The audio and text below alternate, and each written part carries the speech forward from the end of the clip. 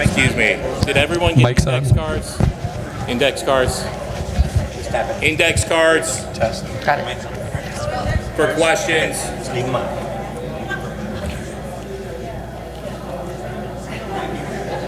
All right, we're going to go ahead and get started. If folks want to come back to your seat, hopefully you have your coffee.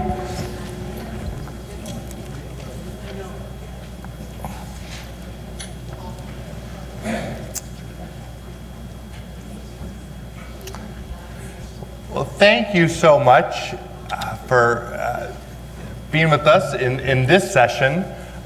Can you hear me now? Are rural counties relevant? A provocative question. I sure hope the answer is yes. But we're going to dive in and really unpack that. So my name is Paul Kendrick. I'm the Executive Director of Rust Belt Rising. Some of you have been involved with Rust Belt Rising. We provide free training for Democrats across the region. We're a network now of more than 900 Democratic leaders to allow those across the Great Lakes region to learn from each other and the best campaigns and the best approaches of things that are working to win and to deliver change. We have about a weekly Zoom training. This week we have one from a Cleveland leader on how they're creating jobs and small businesses and apprenticeships, and we provide individual coaching to anyone that's running, to county chairs, and we provide messaging, polling, but just helping Democrats message resonantly, really taking what works and running strategic campaigns. So please do sign up to be in the loop to get the invites for our trainings at rustbeltrising.com, and would love to personally help you and work with you and learn from you and connect you to this network, this community of practice of those that are making change. This is an incredible panel, and I want to introduce, although the people alongside me here actually need no introduction, but I will. Representative Catherine Allison Russo. No. Sorry. Lorie Simpson. Yeah. Lorie Simpson, excuse me. Lorie Sorry. Simpson, Sorry. yes. Sorry. Well, let me. Chair of the Miami County Democratic Party. Chair. Yes. So, yes. Sorry, excuse me. Introduce yourself. They have been moderating too many panels here, so is a chair of the Miami County Democratic Party. That's great. Joe Rettof is co-founded RT Advisors and has worked for the past few years with the Ohio Senate Democrats, on the Columbus Democrats, and has 20 years of experience in Midwest politics from Wisconsin to Ohio. And of course, Representative Joe Miller, a teacher, educator, became a legislator, is fighting for education in the state, quality jobs, and just represented Lorain County really admirably and has helped bring us here today. So sorry again about that. That's just fine. Some moving Just pieces. Let's start with the question that brings us to this panel. It's a provocative one, but are rural Democrats relevant? Let's just start. Well, it's a good question. I have only had the job for about 10 months now. So I was stepping into, I was the treasurer prior to that in Miami County. We are very small, but 5,300 strong Democrats in Miami County. So it is a very good question. I think that we need to understand what our purpose is. And I guess that's what I've come here to find out. You know, what is our purpose as rural counties? For sure. Yeah, and I think the answer is unequivocally yes. Very important, very strategic, and honestly, someplace that the Democratic Party needs to, I want to say, refocus, because there used to be a good focus, and there's been a steady decay, a steady walking away from having real conversations with people. And I approach it from a process of winning elections, right? That's kind of my job, and I have run races up and down the Ohio River Valley, throughout Appalachia, in Erie and Ottawa County, over outside of Dayton, little spots all over the place that I think when we talk about ideology, that is important, because Appalachian Ohio is very different from Northwest Ohio, is very different from Southwest Ohio. And so like centering an ideology around it, because I look at it as we used to win a lot of these spaces. Maybe we're not going to win them in 2 years or 4 years, but how do we get 5% back, 7% back, 10% back? That's our path to winning statewide elections again, so we can affect the real change that we need from our elected officials, right? And that's where it is grassroots. It is neighborhood conversation. So yes, rural county chairs do the Lord's work, in my opinion.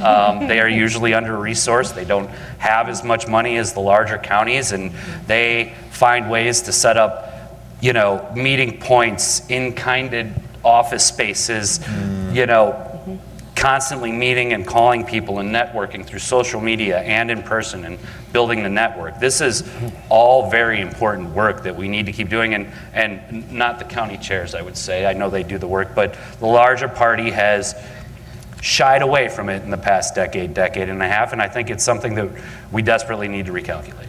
So I'd like to add to that. I think one of the things that I've noticed going around the state, and I've been to a few different of the rural counties just recently, is they feel forgotten. And for lack of resources, I'm not going to give them a complete pass, the Ohio Democratic Party, but because of lack of resources, you will put your resources where you're going to get your biggest bang for your buck. When we talk about the 10, 15% they're going to vote in a rural area, we don't have the time or the resources to get out there. So you get left behind. We're going to focus on the 3 C's. We're going to get all our Democrats and all our votes out of Cleveland, Columbus, Cincinnati. We used to get them out of Toledo, Lorain, and Youngstown. Well, those votes are slowly disappearing too, because we've neglected the grassroots. We've neglected the people who truly believe what we talked about, what Jim talked about this morning. And so we need to get back out there and allow them to feel supported and heard and comfortable enough to tell their friends and neighbors that I'm a Democrat and it's okay. There is a lot of lockdown going on in rural counties, and Dems are under fire. And you are looked at as just the evil enemy. And we have to stop that. We have to put a hand out there and say, hey, you matter. We care about you. And we're going to listen to you. Yeah, absolutely. I heard someone say, Democrats need to show up in rural areas, but the truth is, we're already here. We need to let people know we're here. Right. We don't need to show up. That's who we are. We're here. And but you're right that obviously it's a challenge to sometimes get the resources, and but there is no legislative future without doing better in rural areas. So rural Democrats really matter. And then, as you said, the margins matter so much to be able to win statewide, even if we can't win every district in rural areas. But to win at the top ticket, we have to improve. That comes from the building bridges, the canvassing, the talking to people, not just before an election. So my question is, someone said, county chairs truly do the Lord's work, the unappreciated work, the finding, the place for the staging location, getting the signs out to people. I mean, truly the hardest working backbone of our party. When you think about rural Dems that all of you all know so well in different parts of Ohio, where have you seen, whether it's a certain campaign, whether it was a chapter, where have you seen rural Democrats make themselves more relevant and in the sense of building something that is really noteworthy, that exceeds the fundamentals, that does better? Where have you seen that work, and what was it that was working that they were doing because again, we want the resources to come in, but that to some degree is outside of our control. Where have you seen people do what was within their control to do better than expected? Well, I've been on a couple of calls with people from Pennsylvania. Way to go, Pennsylvania. Yes, absolutely. And they said exactly just that, grassroots efforts. What I find in my county is a very older population. I mean, our meetings consist of a lot of walkers coming in the door and, you know, those old hardcore Democrats. God bless. I know, exactly. And so the resources is where I feel that I need, you know, these people, bless their hearts, they can't get out and knock on doors and talk to people. So I know that's what certain pockets of Pennsylvania did, and that's what helped them win elections. So I completely understand that that's where we've got to go. But, you know, we've got a treasury of about maybe $5,000. You know, we don't have, it's the resources, we need the direction, we need help in how to do that and how to get some younger people inspired to work in the party. I know they're out there. I know they're out there, but how do I capture them to get them to come to our meetings so that, you know, we can get some help? Yeah. Do you think, Joe, that the Republicans have given some of the angrier people, whether it be from young to old, something to latch onto to exert that anger out, and in the rural areas it's become... So I have seen it no clearer than Appalachia 2016. One of my closest friends was running a knockdown, drag-out races. Senate district extended from Steubenville down to Athens and on into Meigs County. It was a sprawling district, right? We were watching what is effectively a 30 to 40 point change in one election cycle, right? And there was a lot of the Republican Party. They did a great job of putting the worst clips and the things that are going to create the most anger out there, and talking directly to rural voters about it. And I'm not going to say it's, this is a personal opinion, right? But I'm not going to say that there wasn't some warranted reason for them to be upset, right? They had lost faith in Belmont County and Jefferson County for years. It was blue, Labor, Democratic, and we won it. And if you drive down Highway 7, it's closed down steel mills and shut down coal mines and people out of work. And the kids leave and then they don't come back. And this was all a very real feeling that people had. And they felt like the brand of our National Democratic Party wasn't attacking just the job that they do, coal, or trade agreements that close steel mills and ship them out, NAFTA, but it was also like, this is 150, 200 years of our way of life. And how you approach that and how you had to like try to message against it, it was really hard because you were fighting your National Democratic Party. And the Republicans are, as always, I think what Jim said is correct, gumming up the works and stopping it at 50% is about what they do, because they don't win national elections by the popular vote. They know the Electoral College rules. They gerrymander the districts, but also like they will pick the anger in these spots and go right at it. And we have to be cognizant about how people feel and what they believe based on how they came up and where they grew up, because sometimes we're a little too hard. I mean, I'm from Stevens Point, Wisconsin. It's in the North Woods. I'm a former forklift driver and a potato farmer. And like, I know the differences of the people that I used to work with before I went to college when I was in my mid-20s and the people I work with now that are the apparatus of the Democratic Party. And so, not to be long-winded, but those are the strategic changes that I think county chairs need to be, one, open to bringing that youth in. We do have to work on that in rural areas significantly, but also two, letting them know like, hey, this is how I've lived my life too, and there's nothing wrong with that, and opening ourselves up to joint values, joint ideas. Yeah. Joint values, joint ideas. Representative Miller. Agreed. No, I just agree with that wholeheartedly, that we, you know, I went out and spoke to some college kids and in the metropolis of Ohio Northern University. That there is nothing. That is the first time I was there. There is nothing around that place. Like, they just dropped this small college right in the middle of nowhere. So if you know Northwest Ohio, I thought I did. I'd never been there. And then I drove away from it, and there was maybe 10 homes in the first 10 miles once we got outside of there. And it was just long stretches of farmland. And I kept thinking, what is their mindset? Where are they at? Why are they voting Republican? We believe in hard work in these things. And what's going on? But when I was talking to the young college kids, and there was about 10 of them in there, and in the beginning, and I think I drove the rest of them out. They had class, but anyway. So they were saying, as I was talking to them, I had said, well, and what do you think? What you, sir? And I went, oh, what if he's not a sir? What if he doesn't identify that? And he said, it's culturally innate in your generation. We understand. I said, that is what we need to do more of in the areas outside the metropolises.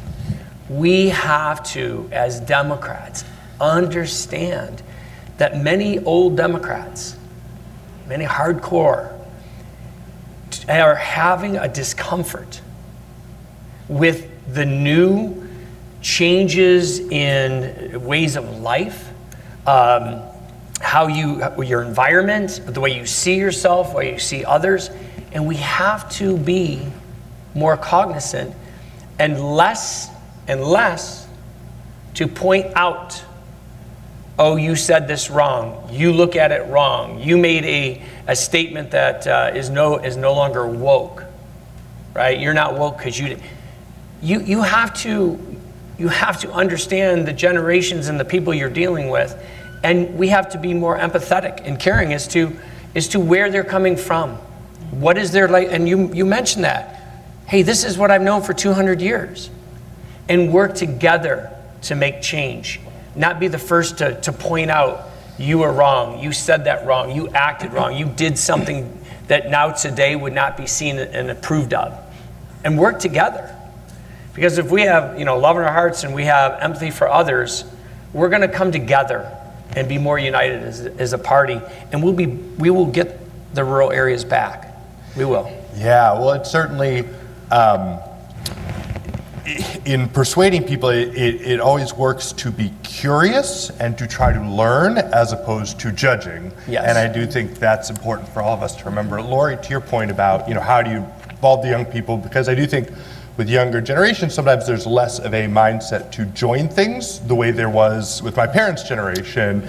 And so I do think it's sometimes hard to get young people past that, but I do think giving young people roles of asking, like, could you do our social media, like, what do you think, and substantively getting ideas on strategy from them and truly giving someone something they can own, I do think is the tried and truest way to build and organize. And Joe, to your point, I love what you were saying about the jobs people have, the pride they have. I think sometimes what we don't understand as Democrats, because we care about the policy so much, the policy matters and we go straight into the policy, but we neglect the bridge that can be built when we talk about first the value, like, hey, we really believe in hard work, and then really respecting job and understanding how important the work that someone does is to them and understanding their pride in their place.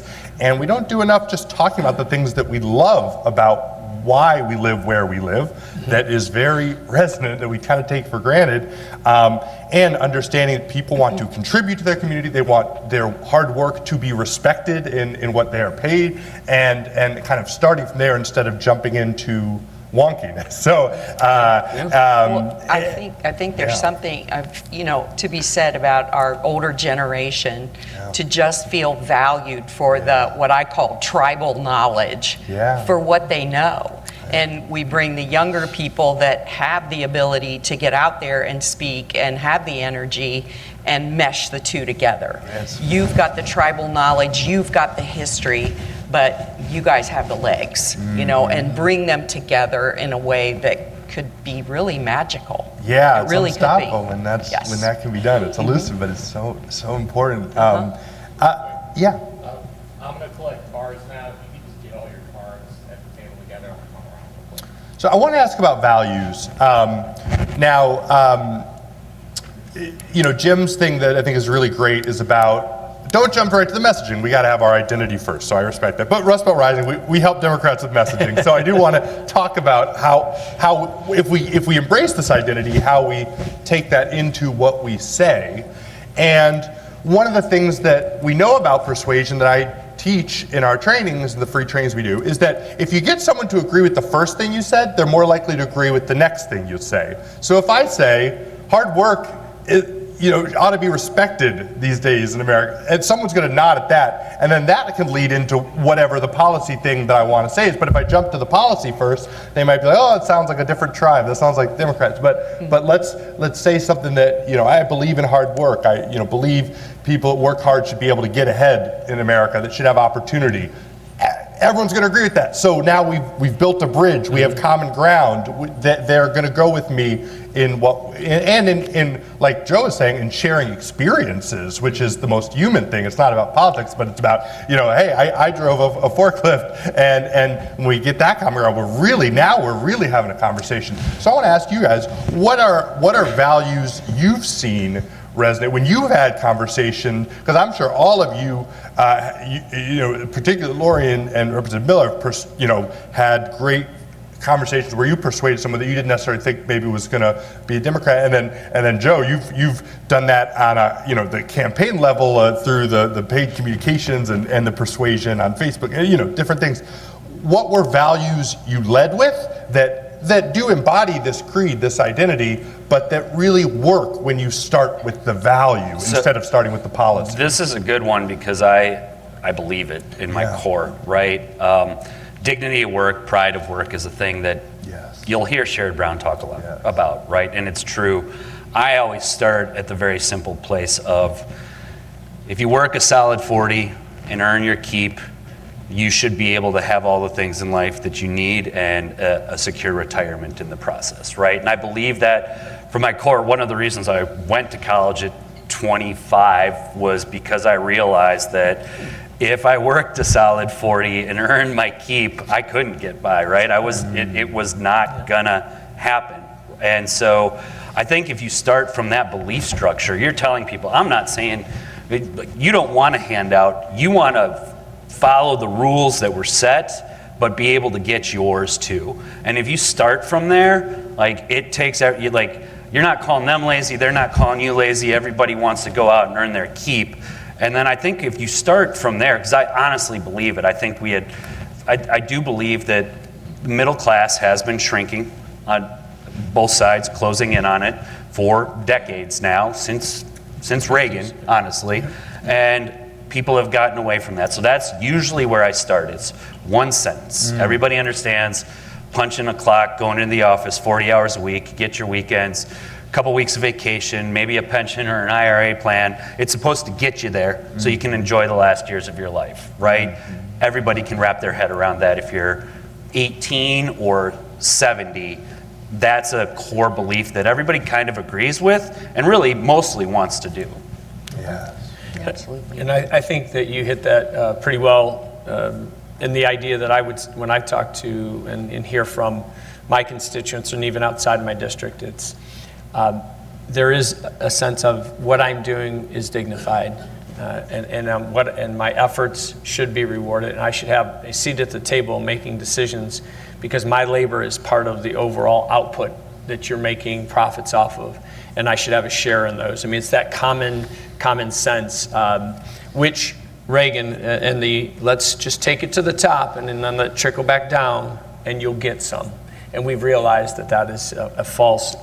40 years. Yeah, 40 years of false nonsense that we've dealt with. So I think that one of the things I'm noticing out in the rural areas, we had a large labor base, and they've done two things. They have pushed labor to that almost breaking point of about 10 to 12% of Ohioans were union, were labor.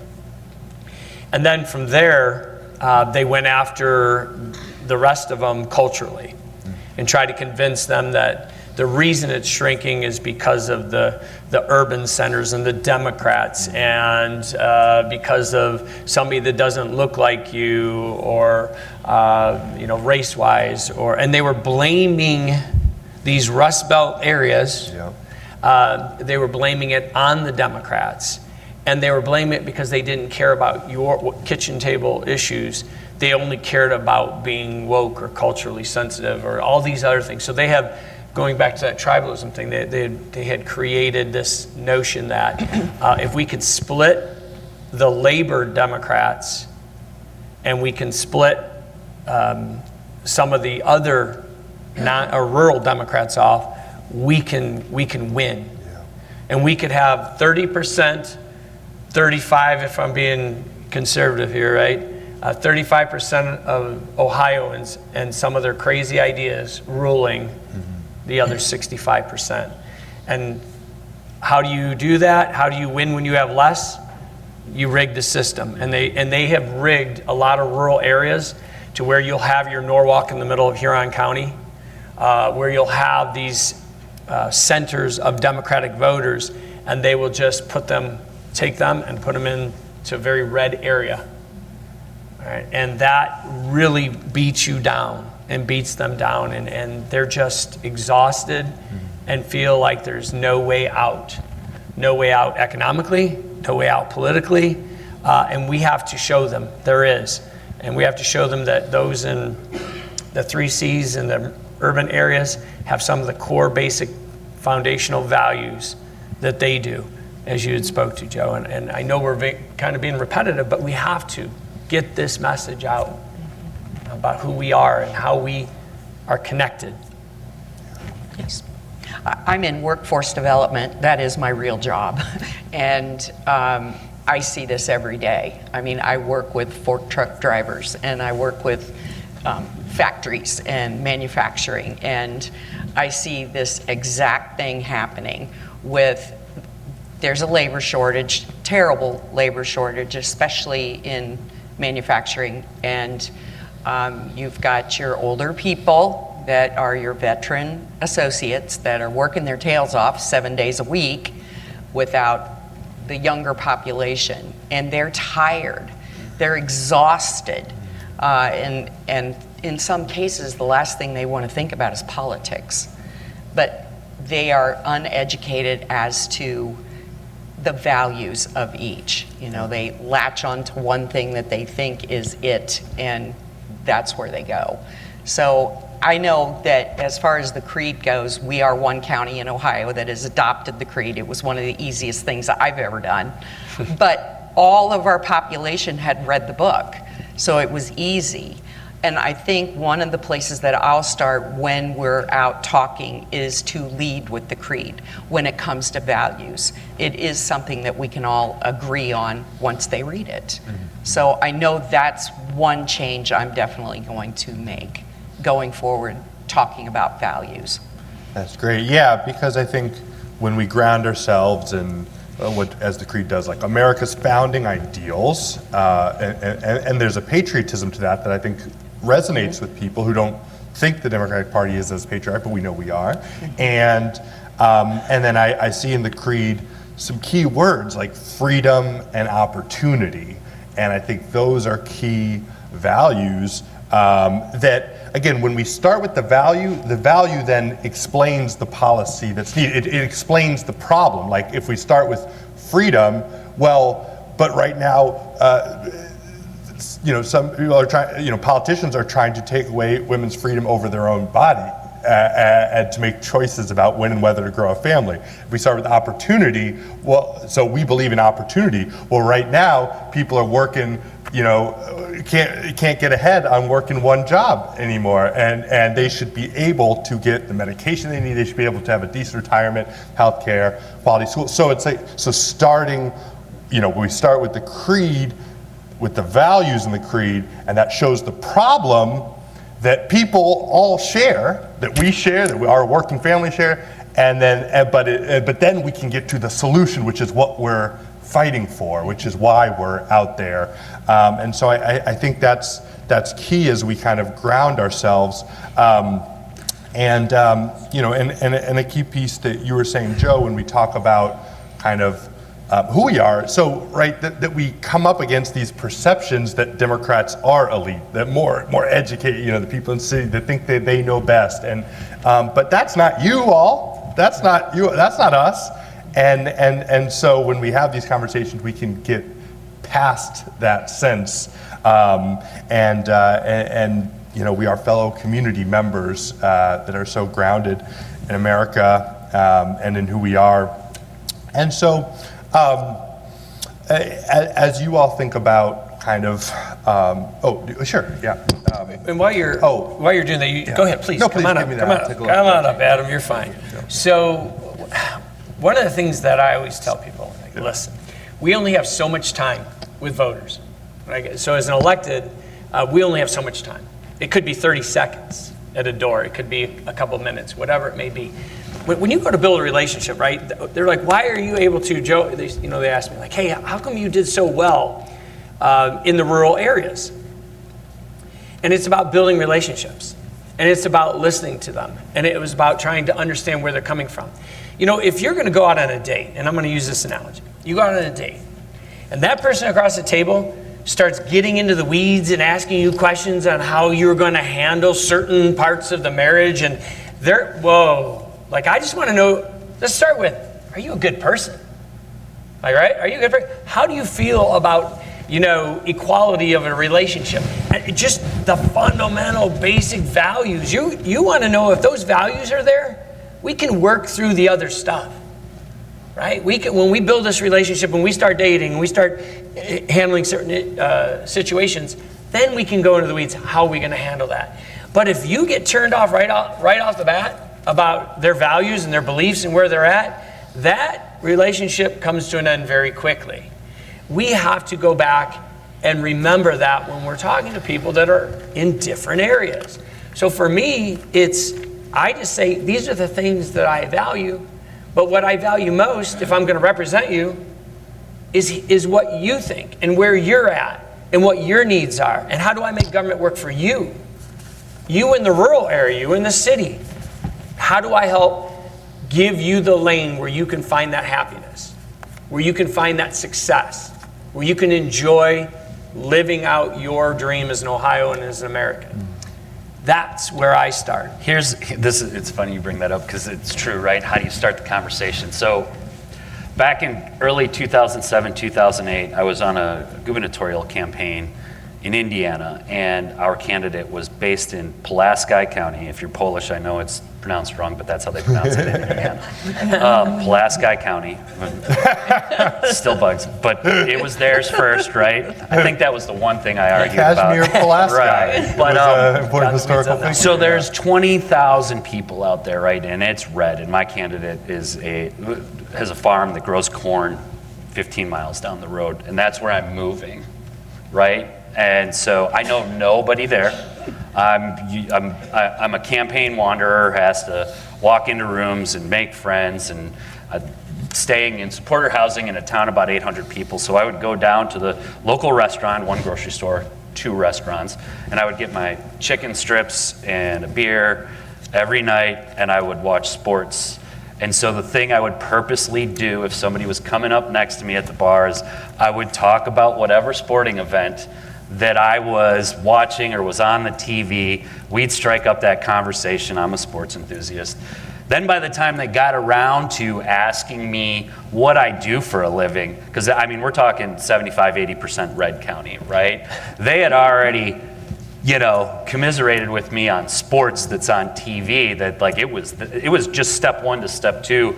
It's really that much harder. They're like, all right, I'm going to rib you a little bit, but I don't openly hate you because we already talked about the Hoosiers and the Badgers, right? Yeah. And it really is a way to start opening up that conversation without going straight into the weeds. Yeah. Uh-huh. Yeah, that's why I do think talking about things in the community we want to fix that aren't partisan, that the things that we love about our community, they really are important as beginning with before some of the things that can be more divisive. And I made a lot of And friends in that town too, actually. It was a good experience. I love it. Yeah, those are profound. And when you were talking, Joe, earlier about hard work, one thing I want to say is that we found in our Rust Belt Rising research that hard work was also a value that it was the one value, was a value that resonates across all racial groups as well, whether it's white, black, Asian, 100%. Latino, all, whether you're born down the block or on the other side of the world and live here, like everyone believes in hard work. And so that's a great thing to kind of begin with. So we had so many great questions, and so thank you for these thoughtful questions. And so we won't be able to answer all of them in the next 10 minutes, but my email is paul@rustbeltrising.com, and I'd love to give substantive replies and dialogue with you on each of these, or come see me during the day, because these are just like such great things to talk about. So would love to be in contact with you to offer you thoughts and examples based on the campaigns we work with from Pennsylvania, Michigan, Ohio, Wisconsin, that really answer some of these questions. But I saw two themes in these questions. One is about how we engage young people, so I want to come to that second. But first one was just really about, what are programs that you found work in kind of rural, what are, lessons of the last couple elections, and kind of how you demonstrate that we are, fighting for rural communities. And with Rust Belt Rising, I like to say, as Democrats, we're the party of working people, working families, and that's how I kind of define us. And so how do we demonstrate that's who we're fighting with, to increase participation, at least in the short term, as we build to winning in the long term? Just want to get some thoughts on that from you all, whichever kind of aspect that you want to go to, if those raise some answers. Starts with candidates. You got to have good people. Yeah, You got to find. believable You messages. have to find in the rural area good people That's right. that people can respect for the fact that they are hard workers. They care about the people and where they come from. And I think if you start with that, and that person listens, truly listens, you're well on your way. You're well on your way. Not everything's a debate. Like, you don't have to debate everything. Let's work together to find a common solution. And that willingness to work together, and that says the message that relays to them, that I find is successful in the rural and areas as well, is I care enough about you and where you're coming from that I will listen to you and try to work that into a solution that's going to be good for as many people as we can, and particularly you and your situation. That's really where I start. Yeah. Okay. Okay. My name is John Michael Galbraith, and the reason I'm standing here, I ran for Congress in 2018 in the Ohio 5th Congressional District, which couldn't be more rural, 14 rural counties. I lost big time. I came away from that campaign with great hope. The reason I came away from the campaign with great hope is because I saw a number of Republicans who said they couldn't be a Republican anymore. This is 2018. The former Republican chair of the Paulding County Republican Party said, "I cannot vote for Bob Latta, I am voting for you." Now, what I'm trying to get across, and I want to be quick here, is that there are cracks in the wall of Republican invincibility in rural counties. There are cracks.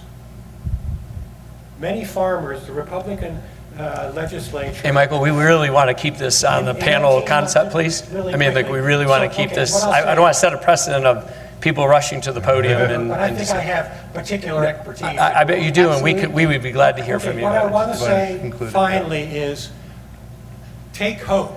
There is hope in rural counties. We can do it in rural counties. Thank you, John. Thank you so much. I Thank you appreciate for running.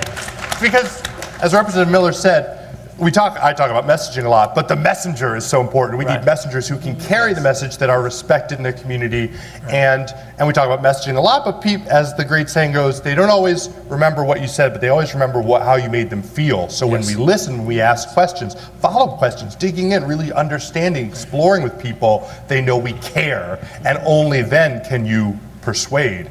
Joe or Lorie? I think that when we can find candidates, they have to, and you hate to say it this way, but they're going to lose.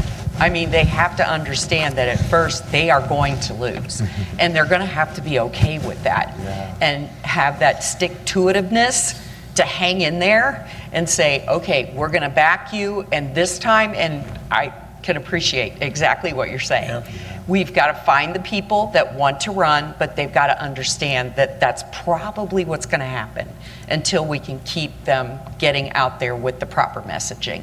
Yeah, because those conversations are building something, and building respect, and building lists and volunteers and persuaded folks. Well, I agree wholeheartedly, and again, county chairs have to, one of their top goals is to recruit candidates in as many possible open seats as they can up and down the ticket for their areas, right? And candidate recruitment is something I do too, and yes, you have to be honest with people and have those conversations, but I can't tell you the number of people that have run for that gerrymandered state house district and lost, and then had a completely fulfilling life on city council 2-3 years later, county commission, and be able to do good things for the community. And a lot of that is built up on that network that you build, your brand, your name ID, people getting to know you and what you stand for. I mean, this is a long-term game of just getting people to pay attention. It is. Yeah, we've had that with Rust Belt Rising, of candidates I worked with on their state house runs. They didn't win in the gerrymandered, plus 60 Republican district, but then we ran it for county council, and they got on there, and they're making local change. And once you've been through a campaign the first time, you don't know 10% of it, but after you've been through it, you know about 85% of it. And you realize that you didn't know, and that really was a difficult change. I think one of the things that I appreciate, Michael, your comments on, though, because you're right, there is hope, and we appreciate particularly you running, and hopefully you'll run again. One of the things that we need to do is once they run, you have to be there, not just, hey, I got them on the ballot, I recruited them, I got them there, but you've got to work with them all the way through, and then you can't let them go. You just don't let them, well, you lost, too bad, sorry. Because that's not how we build a bench and build the team spirit. Like, if we're going to do this, we got to do it together, and you can't just throw them out there and leave them to swim on their own. And then after paddling and never making it, going, hey, here you go, here's the raft, go figure it out, and leave them hanging. And you have to bring them back in and say, okay, let's talk about it. What did you learn? How could you talk to other candidates that are there besides, hey, I learned that I just got walloped in the area. Well, what did you learn when you were out there on the ground? What did you hear? What did you think? That's some of the stuff that we're bringing to these panels. And so... Can you mention this book? Oh, yeah. Okay. All right. So, all kinds of interaction. I love it. Most of my post-undergrad is in education at the high school and college level. So we always get weary of people coming up to the front of the classroom without being recognized, and we're like, whoa, what are you doing here? Like, yikes, and so that throws us off a little bit. So, we're always on a lesson plan script, so that's probably where I get that from. The book Dirt Road Revival was recommended about a young woman, Chloe Maxim, who won a rural Maine district, through the playbook we're talking about, getting out there, listening, building, not relying on waiting for help from the National Democrats, just building.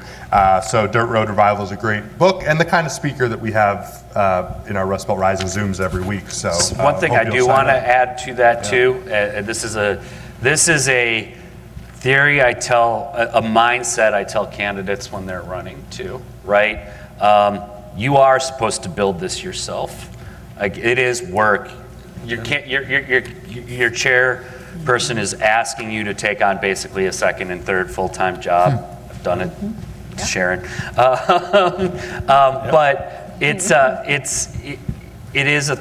a full-time job, but then they get disappointed when, the party didn't give me enough resources for this or that. And like you said, your treasury is at about $5,000 right now. It's going to cost you a minimum of $100K to run a competitive state house race, right? And so one of the things I tell candidates, it's work. It's going to be a lot of work, a good work. You have to build it yourself. And then you're pleasantly pleased when the ancillary benefits that sometimes people just take for granted from the local county party, who's usually 1, 2, or 3 dedicated volunteers, is adding on and taking some of the load off there, right? But it is a lot on you, and if you are talking to your network and your party and you're out on those streets, you can find it as a positive experience instead of a negative experience running for office. And that's really important, because sometimes it is the second time around that you win. Well, out of 75,000 votes, I got 10,000. And get excited about that. Yeah, that's a lot of people. Get excited about that 10,000 votes. Absolutely. Yep, and those are votes that Sherrod Brown is going to need to be reelected. And there it is. Yes. Yeah. And there it is. And one more minute. Okay. Remember, so the candidates are so crucial. So we got to recruit people that may not have thought to run, but we're going to tap them on the shoulder and say, people respect you in this town. You know a lot of people. You in high school. You whatever. You know all the other moms at the school. Like you are someone who should run for office, but also realizing that we are all the messengers too. And if you're a county chair, if you're an involved volunteer, this is on us too, for the conversations we're having, what we're putting on Facebook, to the way that we're getting out the message. And again, at Rust Belt Rising, we want to help you with that. But let's kind of go to closing statements. Sound like a debate. But kind of some concluding thoughts, and maybe if you could also work into your final thought here. Because we did get a few questions about how we reach young people, and if you have any thoughts on that, how we motivate them to vote and participate and engage. But this is an incredible panel, you three, and just want to get your final thoughts on this session. Yeah, so 2 things that I have identified in terms of building this party are, and this is more city-based and a change in the demographics of the party, is more people from working class backgrounds, trades, office jobs, maybe didn't go to college. Like there's a college to campaign world pipeline. I think we need to diversify that a little bit in terms of economic background, educational background. I think that's helpful. And then the other thing, when I recruit interns or staff for a race, you watch them for a while, you see what their strengths are, do they have good common sense, can they go get the work done? And then you give them that pocket and you let them make it theirs so they feel like they have ownership.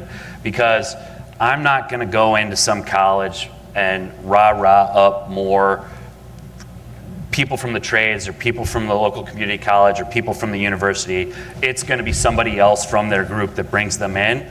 So empower them to do that too. And if you can find some core people to do that and let them go at it, they can build that. But I do think that's important, because there is territorialness over, this has been mine, I've done it for years, who are you, what's this change? And it's a give and take, right? Sometimes you're like, whoa, don't do that, you're gonna set something on fire. But also sometimes they have great ideas, let them build it, empower them, and those numbers will grow.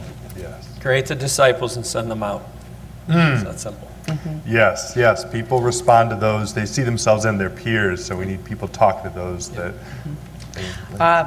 I think where we're going to start is with pizza. Okay? We're going to get about 4 or 5 pizzas, and I'm going to start at the college level. Yeah. And then have them bring their friends in that way, but it's going to start with pizza. Yes, growing Pretty anything simple. in a college starts with offering free pizza. Yes. But as you said, Joe, certainly those running who are small business owners, who are those in unions, who are in the trades that didn't think they were going to be candidates. Those are really important people to encourage. There's been so many insights on this panel of ways that we live the creed. Thank you, Lorie, Representative Miller, and Joe, so much. And thank you all for what you do. And we'll go to our next session. Thank you. Okay, thank you.